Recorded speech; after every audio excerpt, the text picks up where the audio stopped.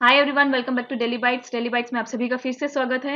इस लेक्चर में हम देखेंगे कि लैंग्वेज की क्लास में बच्चों को किस तरीके से टीचर इवैल्यूएट करती है। वो कौन कौन से टूल्स और टेक्निक्स यूज करती है बच्चों को इवैल्यूएट करने के लिए। ये हमारे सिलेबस का 7th टॉपिक है जो लैंग्वेज 1 और लैंग्वेज 2 दोनों में दिया गया है और इसके पहले के सारे टॉपिक्स कवर कर लिए गए हैं। इनको देखने के लिए आप चैनल की प्लेलिस्ट सीटेट लैंग्वेज पेडागोजी में जा सकते हैं, जहां आपको ये सारे टॉपिक्स सीक्वेंस में मिलेंगे। इन वीडियोस को देखकर आप अपनी सीटेट की प्रिपरेशन कर सकते हैं और साथ ही साथ मैथ्स, ईवीएस और सीडीपी की प्लेलिस्ट भी कंप्लीट हो चुकी है। इनको देखकर आप सीटेट 1 की प्रिपरेशन कर सकते हैं। तो चलिए स्टार्ट करते हैं मेन कंसेप्ट से, जिसमें हम सबसे पहले जानेंगे कि इवैल्यूएशन क्या होता है। इवैल्यूएशन बेसिकली एक कॉम्प्रिहेंसिव टर्म है, एक व्यापक शब्द है जिसमें मेनली 4 चीजें कवर की जाती है। सबसे पहले टेस्टिंग, मेजरिंग एंड डिस्क्रिप्शन। सबसे पहले हम बच्चों का टेस्ट लेते हैं। टेस्ट हम किसी भी तरीके से ले सकते हैं, कोई एक्टिविटी करवा के, ओरल टेस्ट, रिटन टेस्ट, कोई सा भी टेस्ट हो सकता है। फिर उसको हम करते हैं मेजर। मेजर यानी मार्क्स देते हैं हम बच्चों को कि 10 में से कितने नंबर आए, 20 में से कितने नंबर आए। साथ साथ हम ये भी देखते हैं कि किस कंसेप्ट में वो कमजोर है। उसके बेसिस पे हम बच्चों को क्वालिटेटिव डिस्क्रिप्शन देते हैं, यानी कि फीडबैक देते हैं कि वो किस तरीके से अपनी परफॉर्मेंस इंप्रूव कर सकते हैं। तो ये 3 स्टेप्स जब फॉलो किए जाते हैं किसी भी क्लास में बच्चों को असेस करने के लिए, तो इसे कहते हैं असेसमेंट। असेसमेंट कहलाता है ये जब बच्चों को हम फीडबैक देते हैं और बच्चा उस एक्टिविटी में, परफॉर्मेंस में इम्प्रूवमेंट लेकर आता है। जब बच्चा उसमें इम्प्रूवमेंट लेकर आता है उसके बाद हम एक फाइनल वैल्यू देते हैं, फाइनल जजमेंट देते हैं बच्चे को, जिसके बाद बच्चा उसमें इम्प्रूवमेंट नहीं ला पाता, नहीं ला सकता। तो इसलिए जब बच्चे को हम फाइनल जजमेंट देते हैं वो कहलाता है इवैल्यूएशन। जब तक बच्चे को हम इम्प्रूवमेंट के लिए स्कोप्स देते रहते हैं और बच्चा उसमें इम्प्रूवमेंट लाता रहता है तो वो कहलाता है असेसमेंट। लेकिन जैसे ही हम उसे फाइनल जजमेंट दे देते हैं, जो भी चीज़ हम असेस करते हैं, मेजर करते हैं, कोई भी परफॉर्मेंस उसकी इवेल्युएट करते हैं, उसमें जब हम फाइनल जजमेंट दे देते हैं तो वो कहलाता है असेसमेंट। अब स्कूल में कौन सा इवेल्युएशन यूज किया जाता है? सीसीई। सीसीई यानी कंटिन्यूस एंड कॉम्प्रिहेंसिव इवेल्युएशन। ये एक स्कूल बेस्ड इवेल्युएशन सिस्टम है जिसमें बच्चों के ऑल राउंड डेवलपमेंट को इवेल्युएट किया जाता है। यानी कि जितने भी एस्पेक्ट स्कूल में होते हैं, चाहे वो स्कोलास्टिक हो, को स्कोलास्टिक हो, इन सब को ध्यान में रखते हुए बच्चों को इवेल्युएट किया जाता है। इसमें हम बेसिकली 2 मेजर कॉन्सेप्ट्स देख पा रहे हैं, जो है continuous evaluation and comprehensive evaluation. Continuous evaluation यानी कि सतत मूल्यांकन। इसमें हम बच्चे को रेगुलर बेसिस पे क्लास में जो डे टू डे एक्टिविटीज करवाई जाती हैं, जिस तरीके से बच्चों को टीचिंग लर्निंग प्रोसेस में इन्वॉल्व रखते हैं, उन सब में हम बच्चे को रेगुलर बेसिस पे उनकी कितनी डेवलपमेंट हुई, कितनी लर्निंग हुई, इन सब को ध्यान में रखते हुए बच्चे को हम इवेल्युएट करते हैं। इसलिए इसे कहते हैं कंटिन्यूस इवेल्युएशन। और इसी के साथ हम 2 एस्पेक्ट्स देखते हैं, जिसमें पहला स्कोलास्टिक और दूसरा है को स्कोलास्टिक। इन दोनों एस्पेक्ट्स को भी जब हम इवेल्युएट करते हैं तो कहलाता है कॉम्प्रिहेंसिव इवेल्युएशन। और जब ये दोनों प्रोसेसेस साथ साथ चल रहे होते हैं तो ये बनता है सीसीई यानी कंटिन्यूस एंड कॉम्प्रिहेंसिव इवेल्युएशन, जिसमें बच्चे का all round development, all round aspects, holistic development को इंश्योर किया जाता है। अभी जैसे हमने बात की है कि असेसमेंट के बाद बच्चे को इवेल्युएट किया जाता है, तो इसका मतलब क्या हुआ? असेसमेंट एक सबसेट है या फिर असेसमेंट एक पार्ट है इवेल्युएशन का। पहले हम बच्चों को असेस करते हैं यानी असेसमेंट, फिर उसके बाद फाइनल जजमेंट देकर इवेल्युएशन में लाते हैं। हम बच्चों को 2 तरीके से असेस कर सकते हैं, पहला है फॉर्मेटिव, दूसरा है समेटिव। इन दोनों को हम किस तरीके से यूज करते हैं हम वो देखते हैं अभी। Formative assessment. फॉर्मेटिव असेसमेंट वो होता है जब हम बच्चों को during the period of instruction assess करते हैं। इंस्ट्रक्शन मतलब जब बच्चा टीचिंग लर्निंग प्रोसेस में इन्वॉल्व हो, इंक्लूड हो, पढ़ रहा हो, कोई एक्टिविटी कर रहा हो, किसी भी गेम क्विज में वो इन्वॉल्व हो, तो वो कहलाता है पीरियड ऑफ इंस्ट्रक्शन, जब वो क्लास में मौजूद होता है। उस टाइम पे जब टीचर बच्चे को असेस करती है तो वो कहलाता है फॉर्मेटिव असेसमेंट। इसमें बेसिकली टीचर बच्चों की जो लर्निंग होती है उसका क्या प्रोग्रेस है, किस तरीके से बच्चा लर्न कर रहा है, कहाँ पे वो डिफिकल्टीज फेस कर रहा है, किस कंसेप्ट में उसको मुश्किल आ रही है, इन सब को मॉनिटर करने के लिए फॉर्मेटिव असेसमेंट किया जाता है। अब ये सिंपल से तरीका है इसको करने का, चाहे क्वेश्चन पूछ लो, बच्चों को पढ़ाते वक्त बीच में क्वेश्चन पूछ लिया जाए ये जानने के लिए बच्चे ने कुछ समझा या नहीं, या कोई क्लास वगैरह दे दिया जाए, या टीचर नॉर्मल ऑब्जर्वेशन के जरिए भी फॉर्मेटिव असेसमेंट कर सकती है। इसके बाद है सबमेटिव असेसमेंट। सबमेटिव असेसमेंट किया जाता है at the completion of unit, term और ईयर। यानी कि जो चैप्टर बच्चा पढ़ रहा है वो कंप्लीट हो जाए, या जिस टर्म में बच्चा है, फर्स्ट टर्म सेकेंड टर्म, उसके बाद जब बच्चों को असेस किया जाता है वो होता है सबमिटिव असेसमेंट। इसमें बेसिकली बच्चे ने कितनी अचीवमेंट की, क्या उसका कॉम्पिटिटिव लेवल है, पिछला परफॉर्मेंस कैसा था, अब का परफॉर्मेंस कैसा है, इन सब को डिटरमाइन करने के लिए सबमिटिव असेसमेंट किया जाता है। बच्चों का जो प्रोग्रेस रहता है, बच्चों ने कितना लर्न किया, कितना उन्होंने अचीव किया, इन सब का एक रिकॉर्ड बनाया जाता है, एक प्रॉपर रिकॉर्ड, फॉर्मल रिकॉर्ड बनाया जाता है, जिसे पेरेंट्स के सामने जब पीटीएम कंडक्ट की जाती है उस टाइम पर रिपोर्ट किया जाता है। यानी पेरेंट्स को जो फाइनल मार्कशीट या फाइनल रिपोर्ट जो दी जाती है वो सबमिटिव असेसमेंट की दी जाती है, जिसमें फाइनली ये पता चलता है कि बच्चे ने during the term, during the unit कैसा परफॉर्मेंस किया। अब बात आती है कि हम बच्चों को जब लैंग्वेज की क्लास के दौरान इवेल्युएट करते हैं तो हम बेसिकली क्या चीज़ें इवेल्युएट करते हैं। यहाँ पे 5 पॉइंट्स मेंशन किए गए हैं। ये 5 ऐसे कंसेप्ट्स हैं जो मेजरली लैंग्वेज की क्लास के दौरान इवेल्युएट किए जाते हैं। सबसे पहले हम ये देखते हैं कि बच्चे की कैसी एबिलिटी बन रही है लैंग्वेज को यूज़ करने की। चाहे कोई सी भी लैंग्वेज हो, एक्वायर्ड लैंग्वेज हो या लर्न्ड लैंग्वेज हो, कोई सी भी लैंग्वेज हो, वो बच्चा किस तरीके से यूज़ कर पा रहा है, बोलते वक्त, लिखते वक्त किस तरीके से वो यूज़ कर पा रहा है, वो हम इवेल्युएट करते हैं। बच्चों के लर्निंग गैप्स कहाँ पर है, क्या चीज़ वो सीख पा रहा है, क्या चीज़ वो नहीं सीख पा रहा है, इन सब चीज़ों को इवेल्युएट करते हैं। बच्चे की कितनी अचीवमेंट बनी, इस चीज़ को हम इवेल्युएट करते हैं। बच्चे को कहाँ पे इम्प्रूवमेंट लाने की ज़रूरत है, किस कंसेप्ट में वो वीक है, उसके रिगार्डिंग क्वालिटेटिव फीडबैक बच्चों को दिया जाता है, जिसमें ये बताया जाता है कि वो एक्चुअली में किस तरीके से इम्प्रूवमेंट ला सकता है। फिर ये देखा जाता है कि जो बच्चा प्रेजेंट कर रहा है, क्या उनकी थॉट्स में क्लैरिटी है। मतलब जब बच्चा बोलता है, लिखता है, अपने आइडियाज प्रेजेंट करता है, तो क्या उसके आइडियाज में क्लैरिटी होती है, उसके थॉट्स में क्लैरिटी होती है। इन 5 चीज़ों को बेसिकली ध्यान में रखा जाता है जब बच्चों को इवेल्युएट किया जाता है। ये सीसीई है और मतलब कि इवेल्युएशन का कंसेप्ट है तो बहुत इंपॉर्टेंट है। इसके तकरीबन 4 से 5 क्वेश्चन दोनों लैंग्वेजेस में आते हैं। तो किस तरह के क्वेश्चंस आते हैं और उनको आप कैसे सॉल्व कर सकते हैं, इसको जानने के लिए आप हमारी ऑफिशियल वेबसाइट पर जा सकते हैं, www.dalibytes.in पर जा सकते हैं, जहां आपको सीटेट के प्रीवियस पेपर्स, मॉक टेस्ट और सैम्पल पेपर्स मिलेंगे।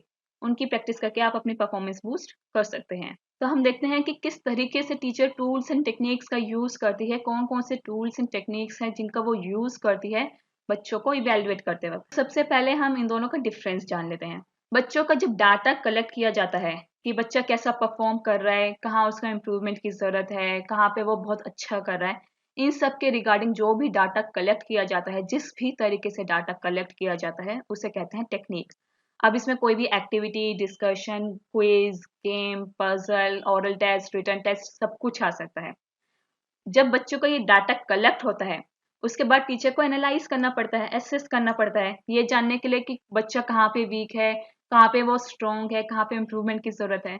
इन सब को एनालाइज करने के लिए टीचर जिस चीज़ का यूज़ करती है वो कहलाता है टूल। जैसे कि observation, portfolio, rating scale, checklist, अभी इन सब के बारे में हम एक एक करके देखेंगे। तो ये सारे वो टेक्निक्स हैं जो अभी मैंने आपको मेंशन किए थे, और ये सारे वो टूल्स हैं जो मैंने मेंशन किए थे जिनका यूज़ करके टीचर बच्चों को असेस करती है, उनका जो रिकॉर्ड बनता है उसे एनालाइज करती है।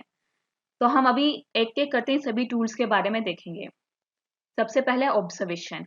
ऑब्जर्वेशन यानी कि अवलोकन। जैसे कि हम इसका मीनिंग देख पा रहे हैं कि किसी भी चीज़ को या किसी भी पर्सन को केयरफुली वॉच करना, ध्यान से देखना, उनकी कैसी एक्टिविटी चल रही है, वो कैसा कर रहे हैं, क्या कर रहे हैं, इसको ध्यानपूर्वक देखना ऑब्जर्वेशन कहलाता है। Observation allows teachers. ऑब्जर्वेशन के जरिए टीचर बच्चों को देख सकती है कि वो क्या कर रहे हैं, कैसे कर रहे हैं, बहुत केयरफुली देखती है, उनकी बातों को सुनती है ताकि वो समझ पाए कि बच्चा क्या सोच रहा है। उनका जो काम होता है उसे केयरफुली ऑब्जर्व करती है, स्टडी करती है, ये देखने के लिए कि बच्चा कैसा कर रहा है। तो ऑब्जर्वेशन एक ऐसा टूल है, यदि आपके पास कोई और टूल नहीं है तो भी आप ऑब्जर्वेशन के जरिए बच्चों को इवेल्युएट कर सकते हैं, असेस कर सकते हैं। इसके जरिए बच्चों की क्या स्किल्स है, क्या नॉलेज है, कैसा उनका बिहेवियर है, ये सब चीज़ें डिटरमाइन की जाती है, और क्या बच्चा एक्सपेक्टेशन के अकॉर्डिंग कर रहा है या नहीं कर रहा है। जो भी टीचर एक्टिविटी करवाती है या टेस्ट करवाती है, कोई गेम करवाती है, उसके लिए कोई ना कोई एक्सपेक्टेशन होती है, कोई ना कोई गोल होता है जिसको ध्यान में रखते टीचर काम करवाती है। तो बच्चा उसके अकॉर्डिंग काम कर रहा है या नहीं कर रहा है, इन सब चीजों को टीचर ऑब्जर्वेशन के दौरान केयरफुली ध्यान से देखकर, सोचकर, समझकर उनकी एक्टिविटीज में जहाँ इंप्रूवमेंट लाने की जरूरत होती है वहाँ इंप्रूवमेंट लेकर आती है। इसके बाद है पोर्टफोलियो। पोर्टफोलियो बहुत इंपॉर्टेंट है, ऑल्दो ये हर जगह यूज नहीं किया जाता है, लेकिन बहुत इंपॉर्टेंट टूल है। इसके जरिए टीचर स्टार्टिंग से लेकर, जैसे सेशन स्टार्ट होता है और जब सेशन खत्म होता है, इस दौरान बच्चे ने क्या क्या काम करे, किस तरीके से काम करा और किस तरीके से उसके काम में इंप्रूवमेंट आई है, इन सब का रिकॉर्ड टीचर एक क्रोनोलॉजिकल ऑर्डर में रख सकती है। क्रोनोलॉजिकल ऑर्डर यानी कि क्रमबद्ध रूप में उसको रख सकती है। स्टार्टिंग से लेकर एंड तक बच्चे ने जो काम किया, चाहे वो रिटर्न मटेरियल हो या फिर कोई ड्राइंग हो, कोई टेस्ट हो, कोई पेंटिंग हो, जो सारी चीजें बच्चों ने पूरे सेशन में करी, उसका एक ऑथेंटिक एविडेंट इसके जरिए मेंटेन किया जा सकता है। अब कुछ ऐसी एक्टिविटीज है जो हम रिटर्न फॉर्म में नहीं रख सकते, तो उसके लिए पिक्चर्स और वीडियोस रखी जा सकती है, या फिर बच्चा उसके लिए अपना रिफ्लेक्शन लिख सकता है कि उस एक्टिविटी के दौरान बच्चे ने क्या सीखा। जैसे एक सैंपल यहाँ पे मैंने आपके लिए लगाया है, ये एक पोर्टफोलियो का बहुत अच्छा एग्जाम्पल है। इसमें आप देख पा रहे हैं कि किस तरीके से मेंटेन किया गया है। बच्चे ने अपना रिफ्लेक्शन लिखा है, क्या उसने सीखा है वो सब इसमें लिखा है। इसमें बच्चे के अपनी राइटिंग में लिखा हुआ है। इसमें वो सारी चीजें हैं जो बच्चा ड्यूरिंग द सेशन करता है। ड्राइंग्स है, उसके अपनी लर्निंग्स है, पिक्चर्स हैं, ये सारी चीजें पोर्टफोलियो में मेंटेन की जाती है। ये वो सारी चीजें हैं जो टेक्निक्स का काम करती है और साथ साथ बच्चों का एक पोर्टफोलियो भी मेंटेन करने में टीचर की हेल्प करती है। जो टीचर टेक्निक के फॉर्म में चीजें करवाती हैं बच्चों से, जिससे वो डाटा कलेक्ट करती हैं, उन सबको वो पोर्टफोलियो में भी मेंटेन करवा सकती है, ताकि एक एविडेंट बना रहे कि बच्चे ने थ्रू आउट द सेशन क्या काम किया है, किस तरीके से किया है और किस तरीके से उसके काम में इम्प्रूवमेंट आई है। अब हम देखते हैं एनेक्डोटल रिकॉर्ड। एनेक्डोटल रिकॉर्ड बहुत इंपॉर्टेंट रिकॉर्ड होता है। इसमें बेसिकली टीचर बच्चों की लाइफ के वो वाले एपिसोड्स मेंटेन करके रखती है, मेंशन करके रखती है, जिनके जरिए ये पता लगाया जा सके कि बच्चे में किस तरीके से चेंजेस आ रहे हैं। ये एक वर्ड पिक्चर प्रेजेंट करता है बच्चों के उन एक्शंस का जिनके लिए बच्चों के बिहेवियर में चेंजेस लाने की जरूरत है, जिनके लिए टीचर को काम करने की जरूरत है, जो बच्चों के लिए बहुत इंपॉर्टेंट है, उनकी डेवलपमेंट में कहीं हिंडर बन रहे हैं तो उसको खत्म कर सके। इन सब चीजों का रिकॉर्ड एक एनेक्डोटल रिकॉर्ड में मेंटेन किया जाता है। जैसे कि यहाँ पे बच्चों का स्पीच पैटर्न, कि बच्चे का जैसे बोलने का तरीका किस तरीके से है। जैसे छोटे बच्चे होते हैं तो धीरे धीरे उनकी स्पीच में जो चेंजेस आते हैं। मान लीजिए एक बच्चा सेकेंड क्लास में है लेकिन उसका बोलने का जो तरीका है वो ठीक नहीं हो पाया, स्पीच उसकी इम्प्रूव नहीं हो पाई है, तो वो इसमें मेंटेन किया जा सकता है। लैंग्वेज डेवलपमेंट, बच्चा किस तरीके से भाषा का प्रयोग कर रहा है, उसका इमोशनल सोशल डेवलपमेंट किस तरीके से है, किस तरीके से उसका सब्जेक्ट में इंटरेस्ट है, इन सब चीज़ों का रिकॉर्ड एक एनेक्डोटल रिकॉर्ड में मेंटेन किया जा सकता है। जैसे कि आप यहाँ देख पा रहे हैं, एक सैंपल मैंने आप लोगों के लिए लगाया है जिसमें एनेक्डोटल रिकॉर्ड किस तरीके से बनाया जाता है ये मेंशन किया गया है। नेम और ऑब्जर्वर वगैरह तो आता ही है। इसमें जो इम्पोर्टेंट चीज़ है वो डिस्क्रिप्शन। डिस्क्रिप्शन इसमें इम्पोर्टेंट क्यों बताया गया है, क्योंकि डिस्क्रिप्शन में सिर्फ वो चीज़ें आती हैं जो फैक्चुअल है, जो हकीकत में हुई। टीचर यहाँ अपना आइडिया नहीं लिखती, अपने पॉइंट ऑफ व्यू नहीं लिखती है, यहाँ पे वो सिर्फ वो चीज़ें लिखती हैं जो एक्चुअली में हुई। बच्चे ने जिस तरीके से एक्चुअली बिहेव किया, एक्चुअली में जो बच्चे को प्रॉब्लम है वो चीज़ें यहाँ पे मेंटेन की जाती है। जो एक्चुअल चीज़ें हैं सिर्फ वही लिखी जाती है। इसमें टीचर अपना आइडिया, अपने पॉइंट ऑफ व्यू नहीं लिखती। Next is checklist. चेकलिस्ट जैसे नाम से ही पता चल रहा है कि ऐसी लिस्ट होती है जिसमें टीचर कुछ ऐसे पॉइंट्स लिखती है जो वो चाहती है कि ड्यूरिंग द एक्टिविटी बच्चों में डेवलप हो सके, इंकलकेट हो सके। जैसे मैंने यहाँ एग्जाम्पल लिखा है, इस एग्जाम्पल में राइटिंग के दौरान 3 बिंदुओं का ध्यान रखना चाहती है टीचर। ल्यूसिडिटी, वोकैबुलरी और नीटनेस। यानी कि बच्चा जब लिख रहा है तो उसमें क्या ये 3 चीजें डेवलप हो पा रही है? अगर हो पा रही है तो टिक, अगर नहीं हो पा रही है तो उसके लिए क्रॉस लगेगा। चेकलिस्ट का एक छोटा सा ड्रॉबैक ये है, ये सिर्फ यस और नो में आंसर देता है। ये नहीं बताता कि बच्चे में वो चीज कितनी डेवलप हुई। ये सिर्फ ये बताता है कि बच्चे में क्या ल्यूसिडिटी डेवलप हुई है लिखने के लिए या नहीं, वोकैबुलरी डेवलप हुई है या नहीं, नीटनेस है या नहीं। बस ये चीज बताता है। इसमें कितना होता है या बच्चे में कितना इम्प्रूव हुआ है ये चीज नहीं बताता। चेकलिस्ट बनाने के लिए भी टीचर को एक अच्छी ऑब्जर्वेशन स्किल की जरूरत है, क्योंकि टीचर की स्किल, ऑब्जर्वेशन स्किल अच्छी होगी तभी वो एक्चुअली में जान पाएंगी कि बच्चे में क्या ये स्किल्स डेवलप हो रही है या नहीं जो वो डेवलप करवाना चाह रही है। चेकलिस्ट का अभी हमने एक ड्रॉबैक देखा जिसको कवर करता है रेटिंग स्केल। रेटिंग स्केल बिल्कुल चेकलिस्ट की ही तरह है, लेकिन इसका एक बेनिफिट ये है कि ये बताता है कि कितनी डिग्री तक बच्चे में वो एट्रीब्यूट है, वो स्किल है, या बच्चे में कितनी डिग्री तक वो बिहेवियरल एट्रीब्यूट डेवलप हो रहा है जिसे टीचर असेस करना चाहती है। जैसे कि एक एग्जाम्पल मैं आपको देती हूँ, वही हम राइटिंग वाला ले लेते हैं जो हमने चेकलिस्ट में देखा, जिसमें से एक था ल्यूसिडिटी। ल्यूसिडिटी बच्चे में कितनी है वो हम यहाँ मेंशन कर सकते हैं। अगर बच्चे में ठीक ठीक सी ल्यूसिडिटी है, यानी कि बच्चे क्लैरिटी ऑफ थॉट्स अच्छे से नहीं दे पा रहा है, तो हम उसे गुड देंगे। अगर बहुत अच्छे से वो अपने थॉट्स को प्रेजेंट कर पा रहा है तो हम एक्सीलेंट देंगे। अगर वो बिल्कुल भी अपने आइडियाज को प्रेजेंट नहीं कर पा रहे तो हम पुअर या फिर फेयर दे सकते हैं।